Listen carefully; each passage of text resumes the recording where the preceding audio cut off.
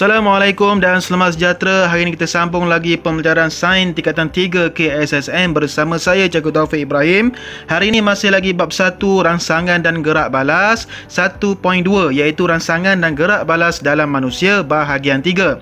So dalam 1.2 ini kita ada dua hasil pembelajaran. Yang pertama menjelaskan melalui contoh bagaimana had deria, kecacatan organ deria dan proses penuaan mempengaruhi pendengaran dan penglihatan manusia, dan yang kedua mewajarkan bagaimana inovasi dan teknologi boleh meningkatkan keupayaan organ deria.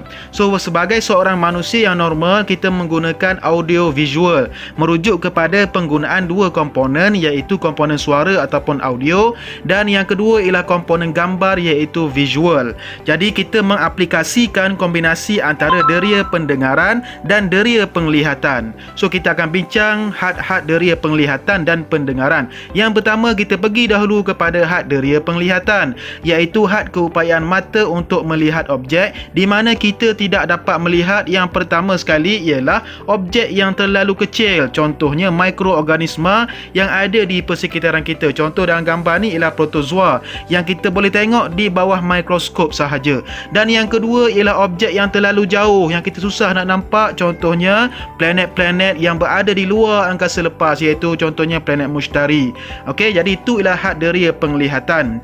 Alright, so yang seterusnya kita pergi kepada ilusi optik.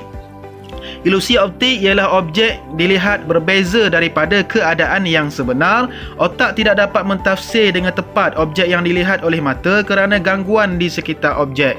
Okey, yang kedua ialah titik buta ataupun bintik buta. Imej yang jatuh pada bintik buta tidak dapat dilihat. Sebab apa? Sebab bintik buta ni merupakan bahagian retina yang tidak peka terhadap cahaya kerana tiada fotoreseptor di situ. Yang ni kita dah belajar dalam bahagian pertama sebelum ni.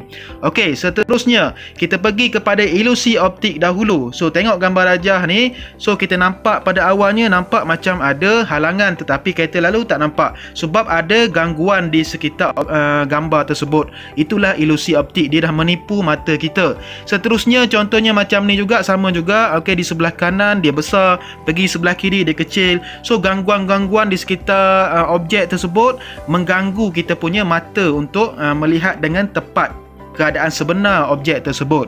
Okey, so kita pergi kepada yang ada dalam contoh buku teks. Okey, tengok gambar rajah ni, PQ dengan RS, garisan manakah yang paling panjang? Kalau kita tengok dengan seimbas lalu, nampak macam garis PQ ni lagi panjang berbanding garis RS. Tetapi kalau kita ambil pembaris, kita ukur, rupa-rupanya sama panjang. Inilah ilusi optik. Okey, mata kita telah tertipu oleh gangguan yang ada di sekitar garisan PQ dan RS tersebut. Seterusnya ialah tompok bulatan di tengah manakah yang lebih besar, atas atau bawah? Kalau kita tengok dekat sini, nampak macam gambar rajah di atas bulatannya lebih besar berbanding bulatan di bawah. Okey, sebenarnya saiz sama sahaja, disebabkan oleh gangguan yang ada di sekitar tu, iaitu tompok-tompok hitam tu mengganggu mata kita dan menyebabkan kita ni tak nampak dengan betul. Okey, seterusnya ialah gambar rajah macam ni. Adakah sisi segi empat sama itu lurus atau melengkung? Kita nampak macam melengkung, tapi kita ambil pembaris, kita letak, rupa-rupanya garis lurus sahaja. Segi empat sama sebenarnya. Inilah ilusi optik. Okey, mata kita ni senang ditipu. Sebab itulah kita panggil ahli-ahli magician, kita panggil silap mata. Okey, mereka menggunakan kaedah-kaedah tertentu untuk menipu mata kita. Alright, seterusnya kita pergi kepada had deria penglihatan. Yang pertama ialah titik buta. Tadi kita dah pergi ilusi optik. Yang kedua kita pergi kepada titik buta iaitu bintik buta. Okey, kalau dalam buku teks muka surat 25 kita nak kaji, okey, macam mana apabila cahaya tu kena ke atas bintik buta kita. Okey, yang pertama sekali awak pegang buku teks tadi tu dengan tangan kanan dan luruskan tangan kanan awak. Selepas itu awak tutup mata kiri dan lihat kucing pada rajah 1.22 ni dengan mata kanan awak. So awak fokus kepada gambar rajah kucing sahaja. Selepas itu awak gerakkan buku secara perlahan-lahan ke arah mata awak. Okey, ada satu masa awak akan nampak burung tu akan menjadi hilang. Okey, kenapa burung itu hilang daripada penglihatan pada suatu kedudukan tertentu? Itulah namanya rajah sinar itu ataupun cahaya itu jatuh ke atas titik buta. Okey, tidak dapat melihat burung kerana imej burung jatuh ke atas bintik buta dalam mata kita. So inilah titik buta. So alatan yang digunakan untuk mengatasi had deria penglihatan ni ada banyak. Yang pertama sekali ialah mesin sinar X ataupun mesin X-ray yang kita biasa tengok ada di hospital. Kita tak boleh nampak keadaan dalam badan kita, contohnya peparu, tulang rusuk kita, tetapi dengan adanya alatan ini kita dapat melihat organ-organ yang ada dalam badan kita. Seterusnya ialah binokular. Binokular digunakan untuk melihat objek-objek yang jauh. Jadi had deria penglihatan ada salah satunya ialah kita tak dapat tengok benda yang jauh, tetapi dengan adanya binokular kita dapat tengok objek yang jauh. Seterusnya ialah mikroskop. Kita dapat tengok objek-objek yang sangat kecil, sangat seni, contohnya mikroorganisma. Seterusnya ialah mesin ultrabunyi ataupun ultrasound, keutamanya kepada ibu-ibu yang mengandung. Kita dapat tengok kita punya baby ataupun fetus di dalam rahim, tengok jantinanya, tengok keadaannya macam mana. Semua dapat dilihat menggunakan mesin-mesin ini. Okey, seterusnya kita pergi pula kepada kecacatan penglihatan dan cara untuk membetulkannya. Kita ada 3 jenis kecacatan. Yang pertama ialah rabun jauh, iaitu kita tidak dapat melihat objek jauh dengan jelas kerana objek jauh kelihatan kabur kerana imej difokuskan di hadapan retina. Sepatutnya imej tu jatuh ke atas retina, tetapi objek ni dia jatuh di hadapan retina. Jadi mungkin disebabkan oleh kanta mata terlalu tebal ataupun berbola mata yang terlalu panjang dalam kepala kita. So tengok macam mana kanta mata yang terlalu tebal. Katakan seseorang itu mempunyai kanta mata terlalu tebal. Okey, ni kanta mata, itu ialah retina. So objek jauh kita tengok cahaya akan masuk ke dalam mata, dia akan jatuh di hadapan retina. Persilangan cahaya itu akan jatuh di hadapan retina. Imej terbentuk di hadapan retina. Sama juga kalau berbola mata terlalu panjang. Okey, jadi macam ni. Okey, objek jauh dia akan terbentuk di hadapan retina juga. Inilah kecacatan ataupun kita panggil dia sebagai rabun jauh. Seterusnya kita pergi pula kepada kaedah nak membetulkan rabun jauh. Rabun jauh dapat dibetulkan dengan kanta cekung. Okey, ni ialah kanta cekung. So macam mana? Kanta mata terlalu tebal. Tengok masalah yang pertama tadi, jika kita mempunyai kanta mata yang terlalu tebal, kita guna cermin cekung. So kanta cekung di sini, selepas itu objek jauh akan masuk ke kanta cekung terdahulu dan kanta cekung akan mencapahkan cahaya tadi masuk ke dalam kanta mata dan menyebabkan imej itu terbentuk di retina. So kita nampak dengan jelas. Okey, untuk masalah yang kedua iaitu berbola mata terlampau panjang ataupun terlalu panjang, kita guna juga kanta cekung. Okey, objek jauh akan masuk, dia akan mencapahkan sinar cahaya masuk ke dalam kanta mata dan seterusnya akan pergi ke retina. So kita akan nampak dengan jelas. Apabila imej terbentuk di retina, kita akan nampak dengan jelas. Okey, seterusnya kita pergi kepada kecacatan yang kedua iaitu rabun dekat. Rabun dekat ni kita tidak dapat melihat objek dekat dengan jelas. Okey, kerana apa? Objek dekat kelihatan kabur kerana imej difokuskan di belakang retina. Okey, mungkin disebabkan oleh kanta mata yang terlalu nipis ataupun berbola mata tu terlampau pendek. Okey, tengok masalah yang pertama. Apabila kanta mata kita terlalu nipis, dia akan menyebabkan sinar cahaya itu terbentuk ataupun imej itu terbentuk di belakang retina. Kalau berbola mata terlalu pendek pula, sama juga. Okey, imej itu akan terbentuk juga di belakang retina. So kita akan menghadapi masalah rabun dekat. So macam mana cara kita nak atasinya? Rabun dekat dapat dibetulkan dengan menggunakan kanta cembung. Okey, kita gunakan kanta cembung. Contoh masalah yang pertama, jika kanta mata kita yang ada dalam mata kita ni terlampau nipis, kita pakai kanta cembung. Jadi kanta cembung ni akan memfokuskan cahaya masuk ke dalam kanta mata kita dan menyebabkan imej itu akan terbentuk di retina. So kita akan nampak dengan jelas. Sama juga dengan masalah berbola mata terlampau pendek ataupun terlalu pendek, sama juga kita gunakan kanta cembung. Kanta cembung itu akan fokuskan rajah sinar, akan fokuskan cahaya masuk ke dalam kanta mata, seterusnya imej itu akan terbentuk pada retina. So selesai masalah rabun dekat. Okey, tadi rabun jauh, sekarang rabun dekat. Okey, kecacatan yang ketiga ialah astigmatisma. Okey, astigmatisma ni maknanya kita melihat sebahagian objek lebih jelas daripada bahagian yang lain. Kita kadang-kadang satu objek itu kita nampak sebelah ni kabur, sebelah ni jelas. Itu ialah penyakit ataupun kecacatan astigmatisma. Okey, disebabkan oleh permukaan lengkungan kornea atau kanta mata yang ada dalam mata kita tidak sekata. Contohnya dalam buku teks, adakah anda dapat melihat semua garisan dengan jelas? Okay, kalau tak berapa jelas, ada sebahagian jelas, sebahagian lagi tak jelas, kita ada kecacatan astigmatisma. Okey, contoh. Okey, jika tidak, anda menghidap astigmatisma. Okey. Kita tengok contoh macam mana kenapa astigmatisma ini berlaku. Ini ialah mata kita. Cahaya yang masuk ke dalam mata kita pergi ke kanta, masuk ke dalam mata dan pergi ke retina.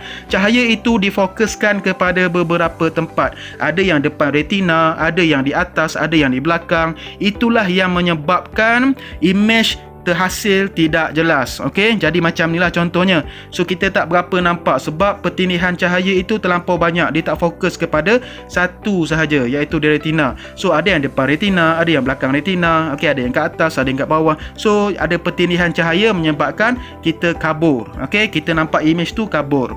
So macam mana cara nak betulkannya? Astigmatisma ni kita dapat betulkan dengan kanta silinder. So ini ialah contoh kanta silinder. Maknanya kanta cembung tu kita belah separuh, okey, jadilah kanta silinder. Ataupun kanta cekung tu kita belah separuh, jadilah kanta silinder. Okey, macam mana cara dia betulkan? Tengok gambar rajah ini. So dia akan menyebabkan cahaya itu akan menumpu kepada satu arah sahaja dan pergi ke kanta mata dan terus fokus ke atas retina. Jadi kita akan dapat lihat image itu dengan jelas. Okey, settle masalah astigmatisma. Okey, seterusnya kita pergi kepada had deria pendengaran pula. Had keupayaan telinga untuk mendengar bunyi. Okey, sebagai seorang manusia biasa, kita hanya dapat mendengar bunyi yang berfrekuensi antara julat 20 Hz hingga 20,000 Hz sahaja. Okey, lebih atau kurang daripada itu tak normal lah. Mungkin dia keturunan jin ke bunian, tak tahulah. Okey, julat frekuensi pendengaran seseorang individu adalah berbeza. Semakin meningkat usia, julat frekuensi pendengaran menjadi semakin kecil. Sebab itulah kita tengok apabila atuk nenek kita semakin tua, dia tak berapa dengar dah. Sebab apa? Nanti kita bincang kerana apa. Sebab gegendang telinga semakin kurang kenyal. Jadi semakin bertambah usia kita, semakin meningkat usia kita, gegendang kita tu akan semakin kurang kenyal, menyebabkan pendengaran kita pun akan terjejas. Okey, so inilah gegendang telinga kita. Lama kelamaan gegendang ni akan menjadi kurang kenyal dan menjejaskan kita punya pendengaran.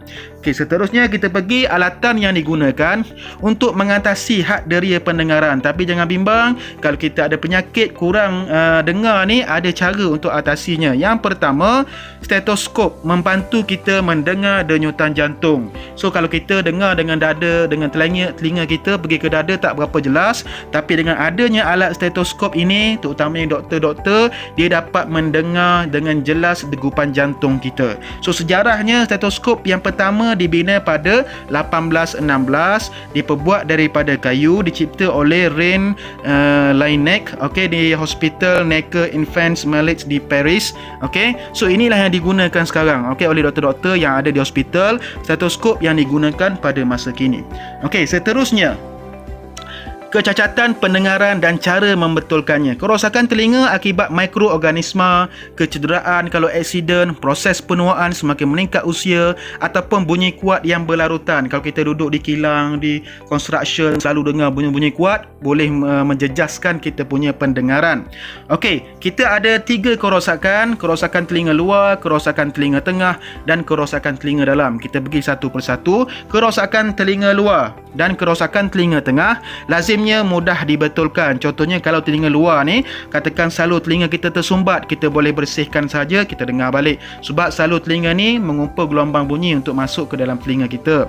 Selepas itu, kalau kerosakan telinga tengah, katakan gegendang telinga pecah ataupun kerosakan pada tulang osikal, kita boleh betulkan dengan menggunakan ubat ataupun pembedahan. Tetapi bagi kerosakan telinga dalam ni susah sikit nak dibetulkan. Okey, apabila koklia yang rosak, kita dapat betulkan disembuhkan dengan menggunakan implan koklear. Tapi kalau saraf auditori yang rosak, kita tak dapat betulkan lagi menggunakan ubat atau pembedahan. Mungkin akan datang ada penyelesaiannya, sekarang tak ada lagi.